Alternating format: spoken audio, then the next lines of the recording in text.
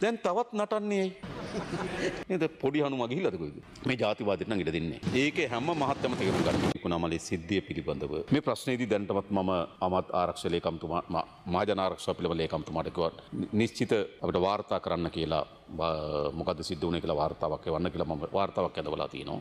ඒ වගේම මේ මහජන ආරක්ෂාව පිළිබඳ අමාත්‍යතුමා මේ ආරක්ෂාව පිළිබඳව මේ බුදු පිළිමය වැඩමවයි කියන තර්කය ගෙන ආවේ 11:40ට ත්‍රිකුණාමල ඒ අදාළ පොලිස් ස්ථානයේ මේ බුදු පිළිමය පොලිසියට වැඩම කිරීම පිළිබඳ දාලා තිබෙන සටහන තිබෙනවා. අර පොතේ නෝට් එකක් දානවා. ඒ නෝට් එක ඉතා පැහැදිලිව තිබෙන ආරක්ෂාව සඳහා තමයි මේ බුදු පිළිමය මෙතෙන්ට වැඩමුවේ කියලා. ඒක මා ගාව තිබෙන මට අවශ්‍ය නම් ඒක ටේබල් කරන්න පුළුවන්. තමුන්වහන්සේලා දැනගන්න පොලිස් පොතේ සටහන. ඒතර ඒක තමයි කිව්වේ. හැබැයි ඊළඟ තියෙන්නේ මොකද්ද? හරි ඒක ගෙනාව. ඊට පස්සේ තියෙන්නේ මොකද්ද? ඊට පස්සේ තියෙන්නේ මේ බුදු පිළිම වහන්සේ පොලිස් ස්ථානයේ වැඩම කරලා තිබෙනවා නම් ඊළඟ මේ ගැටුම වෙන්නේ පොලිසිය සහ ඒ ජාතිවාදී කණ්ඩායම අතර. ඒක තමයි ඒගොල්ලන්ට තිබුණ හොඳම අවස්ථාව. ඒ නිසා තමයි නැවත එතෙන්ට බුදු පිළිමේ වඩම්මෝලා ඒ අවශ්‍ය කරන ආරක්ෂාව ලබා දීලා තිබෙන්නේ. දැන් ප්‍රශ්නේ තියෙනවා අධිකරණේ. ඊට පෙර ඊයේ දිසාපති කාර්යාලය සාකච්ඡාවක් පැවැත්විලා මෙතන ඔබ කියු පරිදිම මේකට පැරණි ඔප්පුවක් තිබෙනවා 2013 වගේ 2014 ලබා දීපු ඔප්පුවක් තිබෙනවා. ඔව් බලපත්‍රයක් තිබෙනවා. නමුත් මේක කිසිසේත්ම එතෙන් සිට දැන් අපි මේක විහාරස්ථානයක් ලෙස හඳුන්වුවට එතෙන් සිට විහාරස්ථානයක් ලෙස මේක මෑත කාලේ භාවිතා වෙලා නැහැ. මේක භාවිතා වෙලා තියෙන යම් ආපන ශාලාවකට පාවිච්චි වෙලා තිබෙනවා. ඒ ආපන ශාලාවේ ඉදිකිරීම පිළිබඳ ප්‍රශ්නයක් පැන නැගිලා ඒ ආපන ශාලාවේ නීති විරෝධී ඉදිකිරීම තියෙනවා කියලා ඒ ආපන ශාලාව නීති විරෝධී ඉදිකිරීම ඉවත් කිරීම පිළිබඳව මේ වෙරළ සංරක්ෂණ අධිකාරියේ අධ්‍යක්ෂ ජනරාල්වරයා නියෝගයක් ලබා දීලා තිබුණා. ඒ නියෝගයට විරුද්ධව අභියාචනයක් කරලා තිබුණා පරිසර අමාත්‍යාංශයට. පරිසර අමාත්‍යාංශ ලේකම්වරයාත් මෙය ඉවත් කළ යුතුයි කියන ස්ථාවරය සඳහන් කරලා තිබුණා.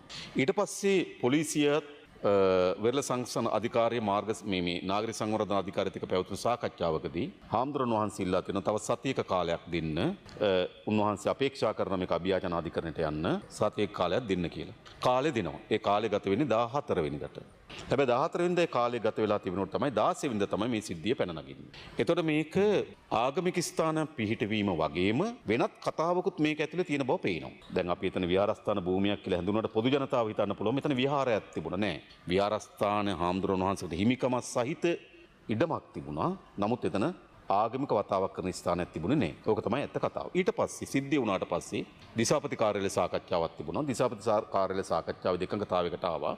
මෙතන නියමිත මිනින්දෝරුවෙක් දාලා මේ ඉඩම බෙදලා ඉඩම හරියට මැනුම් කටයුතු කරලා වෙරළ සංරක්ෂණයකට අයිති කොටස කෝකද ඒක එහාට නම් කරලා දෙන්නත් පන්සලට අයිති භූමිය නම් කරලා දෙන්නත් සාකච්ඡාවකට ආවා ඊයේ. නමුත් ඒ සාකච්ඡාවෙන් තමයි අර පරණ නඩුවත් එක අධිකරණේ මේක ආවා. අධිකරණේ දීලා තියෙන නියෝගය තමයි අලුත් ඉදිකිරීම් කිසිවක් කරන්න එපා. තිබෙන ඉදිකිරීම් ඉවත් කරන්නත් එපා. අධිකරණෙන් තීන්දුවක් ලබා දුන්නාට පසුව අපිත් ඉන්න ස්ථාවරය පන්සලට හිමි භූමිය වෙන් කළා දුන්නාට පස්සේ ඒකේ ඒ අදාළ වැඩ කටයුතු කරන්න පුළුවන්. ඔව් හැබැයි දැන් තියෙන්නේ මොකද්ද? දැන් ඇත්තට ගත්තොත් මේ ප්‍රශ්නේ අවසන්. අධිකරණ නියෝගයක් ලබා දීලා තියෙනවා නැවත අලුත් ඉදිකිරීම් කරන්න එපා බුදු පිළිම වහන්සේ වැඩම ඉන්න. අලුත් ඉදිකිරීම් ඊට පස්සේ අපි निराකරණය කරලා මේ දෙයලා දෙන්නම් කියලා. දැන් තවත් නටන්නේ ඇයි? නෑ මම මේ කියන්නේ දැන් නටන්නේ මොකටද? මෙතන තමයි තියෙන ප්‍රශ්නේ. ඒතකොට තමයි මේකේ අවශ්‍යතාවය තිබුණේ අර ජාතිවාදී කණ්ඩායම්. මේක දැන් අර අවස්ථාවක් මත වුණා ගිනි තියන්න පුළුවන් හනුමා වලිගෙට ගිනි තියාගත්තා වගේ නේද පොඩි හනුමා ගිහිල්ලාද කොයිද හරිද ගිහිල්ලා දැන් මොකද කරන්නේ මේක හැමතැනම ගිනි තියනවා මේක ඇත්ත කතාව හරිද ඒ නිසා අපි තාමත් ශක්තිමත් ස්ථාවර මම පසුවත් කියන්නම් මේ ජාතිවාදීන් නම් ඉඩ දෙන්නේ ඒකේ හැම මහත්යම තේරුම් ගන්න මම නෙවෙයි මේ රටේ බෞද්ධ ජනතාව ඉඩ දෙන්නෙත් නෑ මේ රටේ හින්දු කතෝලික මුස්ලිම් පොදු ජනතාව ජාතිවාදයට ඉඩ දෙන්නේ.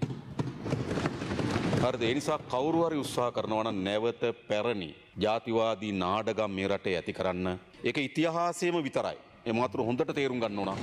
ඒක වර්තමානයක් නෙවෙයි ඒක අනාගතයක් නෙවෙයි.